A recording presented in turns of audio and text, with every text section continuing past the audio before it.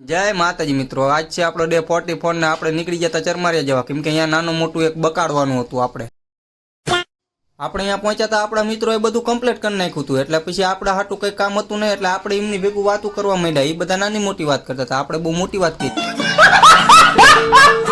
એટલામાં લાલભાન ભવાની ઘોરું લઈને આવતા રહ્યા હતા. આ ગોરીલો ઠેકડા મારી મારીને ઝાપટું મારવા માંડ્યો. આને વહી બઈ આવી લાગે, ઘોરું લઈને લેતું હોય તો.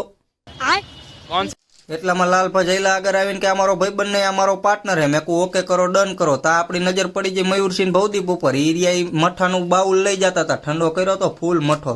હજી લઈ જતા હતા ને શામભા નિરીક્ષણ કરતા હતા. વાંહે આપણી નજર પડી ગઈ હપા કાકા અને હરિભાઈ ઉપર. હપા કાકાએ વિડીયો ઉતારતા જોયો તો પાણો ઉપાડવા માંડ્યા. બધા પાણા જ મારો, હવે ઈ કરો. અહીંયા બધા બનાવતા હતા સાઈસ. એટલામાં આપણી નજર પડી ગઈ પાકા માલ ઉપર, કાજુ ને પનીર ને હા બધું પાકો માલ તો અહીંયા જ છે ને. સાઈસ બની જાય એટલે લાલભાને સખાડી, પણ એમને ખટાશ મગજમાં એવી ચડી જાય ને કે ખટાશનો અસર અઘરી રીતનો થયો કે કે આવી રીતે ચાઇનીઝ બનાવાય કે જો આ ઊંચું કરીને.